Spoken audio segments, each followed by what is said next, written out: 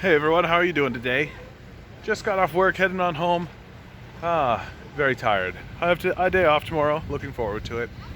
I'm very tired because last night I literally was up most of the night dealing with the second insurrection that's coming. The date keeps shifting as one expects such a thing to shift about. I've heard the 17th.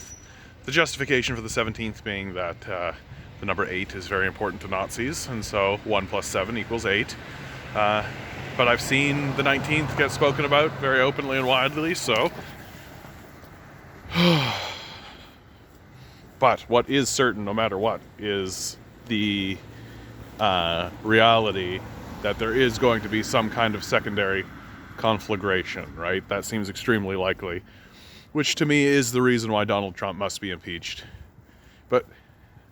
But the more I think about this, the more I come to realize that the Democrats are not going to push for a second impeachment. They're not going to move in that direction, and they're not going to do anything about this because at the end of the day, another armed conflict works in the favor of the Democrats. Something I've talked about before on this channel, but it's sort of been buried deeper into the video. This video is going to be specifically about this issue, which is that these insurrections on the Capitol actually work for the benefit of the Democrats. And there is a tiny little part of me that thinks to myself, ooh, could this be part of the plan? Could this be part of the plan? I'm not really in for conspiracy. I do like hard evidence. I do like to root what I am talking about in strong factual data. But it is a touch convenient that it certainly works for the benefit of the Democrats that right as they are about to seize power, right as they are about to seize control of the House and the Senate and the presidency, all at the same time, exactly like what happened under Obama, that here is the perfect distraction. Here is the perfect moment. Right at the end of Trump's presidency, he does something that cannot be ignored. I'm not saying that the Democrats are going to distract us with something that is illegitimate. These insurrections we must pay attention to them. The existence of fascism in the United States must be paid attention to. The trouble is, of course, is that the Democrats are also fascists. So, like, the Patriot Act. There we go, I did it. So in predictable fashion, the Biden administration is putting forward another Patriot Act style law on through the legislature. That's going to be what they do right away. They're going to increase the amount of security. They're going to increase the amount of criminal law. They're going to increase the amount of punishment that they can inflict on the populace, right? Which is exactly what they did with the Patriot Act, if you recall. Like, the Patriot Act passed by the Bush administration allows United States military and police forces to indefinitely detain citizens. Can you tell I'm tired, guys? I'm struggling over these words. The Patriot Act allows the American government to indefinitely detain United States citizens in clear violation of the Constitution, in clear violation of any kind of respectable system of governance, right? No, the government cannot simply just indefinitely detain people, right? That's insane. And yet, the Bush administration passed that. That's legal. The Obama administration reaffirmed it. That's Joe Biden as vice president, by the way. Reaffirmed it. So they had the opportunity to get that law off the books, and instead they put it back in. Strengthened it. You'll remember that the Bush administration was the pro-torture administration. Yeah, because that all stopped after Bush, right? Massive eye roll.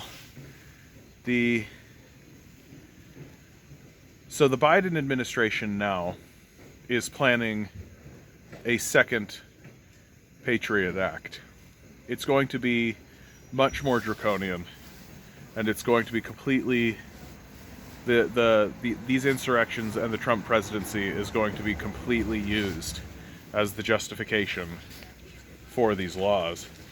But the reality is that these laws are going to be used to punish Black Lives Matter protesters, any kind of civil protest. These laws will be used against these protesters without a shadow of a doubt. That Americans love fascism. Fascism is very popular in America, and certainly on Capitol Hill. And so, instead of having to deal with the massive problem that the Democrats have, which is that they have the House and they have the Senate and they have the presidency, so anytime they want to pass legislation, right? Anytime somebody says, like currently if somebody says, hey, why don't you pass some legislation? The Democrats can be like, well, there's the Republicans, and the Republicans are in the way, and oh, what a problem. Well, now the Republicans aren't in the way. The Democrats can pass whatever legislation they like, right? They can just push it through. No problem, no muss, no fuss. They don't even need to talk to the Republicans. Under Obama, the last time they had this, Obama played a stupid game of, oh no, we need to reach across the aisle because it won't always be the case where the Democrats have all this power, and we need to find unity, right? Find unity. Does that sound familiar? What's Biden been saying this whole time? Find unity. Reach across the aisle. And so they used this grift in order to waste 2 years of time, right? They could have completely passed whatever legislation they wanted. They could have passed universal health care. They could have passed a basic income. They could have passed anything they wanted. They chose not to because they work for the same people that the Republicans work for, right? That's the long and short of it. And the Biden administration now needs to do something similar. They need to waste 2 years of time, right? Well, here's Donald Trump planning insurrections, getting people to storm Capitol Hill. That's a perfect thing to spend 2 years on. And what's so perfect about it now is like the Biden administration gets to ramp up anti-fascist rhetoric, right? They get to declare organizations like the Proud Boys terrorist organizations, right? They get to actually mount an offense against groups who should be mounted against, right? We should mount an offense against white supremacist groups, absolutely. But while there is justification in doing that, in mounting this offense against these groups, they will absolutely use this as a smokescreen to push through legislation to go after the targets of their true ire, right? Which are members of the Black Lives Matter movement. People on Twitter on the internet are absolutely celebrating that Donald Trump lost his Twitter feed and he's been kicked off of Facebook and all this kind of stuff. This should terrify us. Like, yes, forget, like, Donald Trump should absolutely, like, he should rot in prison for sure. He won't. He'll be pardoned without a shadow of a doubt, right? He's going to walk away from this because he is a capitalist, and there is solidarity amongst capitalists that, sure, Biden will call him out in public, but behind the scenes, right? They talk to the same people and they have the same plans, right? So this idea that they will be genuinely going after fascists in order to punish them for any kind of justice or truth or anything like this, when the reality is that what we're seeing on the internet now is the precedent has been set that private corporations can deplatform and silence people. We've seen this before with Alex Jones and that ilk.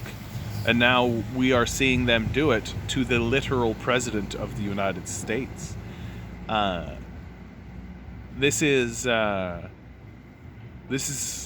full admission of the society that the most powerful people in it are not the legislators, are not people like the president, but are in fact these lords and ladies of corporate fiefdoms, because we ultimately are serfs who work in a serf kingdom, in a kind of a neo-feudal society, where we attempt to leverage whatever power we may through this theater of democracy, but really it all just exists to funnel our existential angst and anxiety away from the true positions of power, which is obviously onto the streets, right?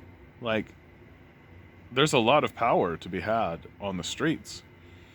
And the real thing that the Democrats are going to do is to continue to drive a wedge between poor white people, the hillbillies, right, the hicks, the deplorables, right, and poor black people.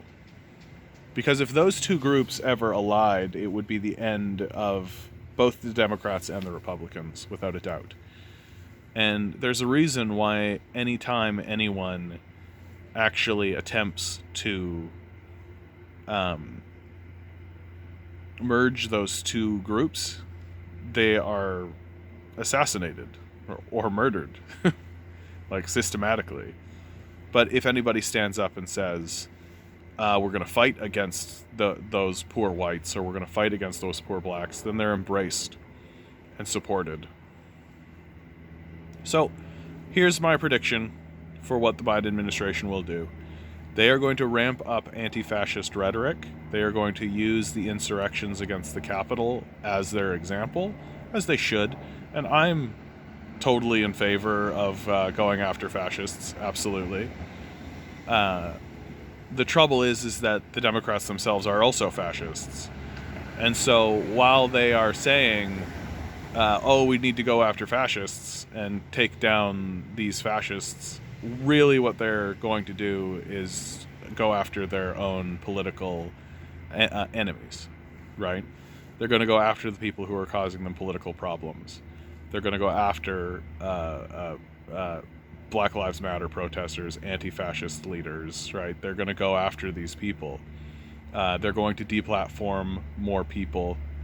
That I am absolutely certain of, that more people are going to be deplatformed, and that it's going to, because right now there's this element of like justice behind the people who have been deplatformed.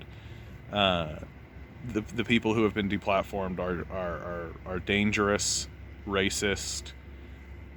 These sorts of things have been levied at them.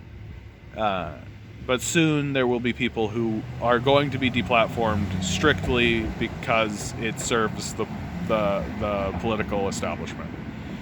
The precedent has been set, and I suspect that it will likely be the Biden administration that continues forward with that. Like the Obama administration, like they're the ones that started the drone strike program. Like these people aren't saints.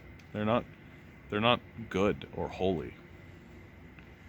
So that's what we need to watch out for, and that's certainly what I'm going to be looking out for, is a continued push by the Biden administration to push the country further towards fascism, while claiming as a smokescreen to fight against fascism, so that they can kill 2 years of power and claim that, we couldn't have done anything because we were dealing with these fascists.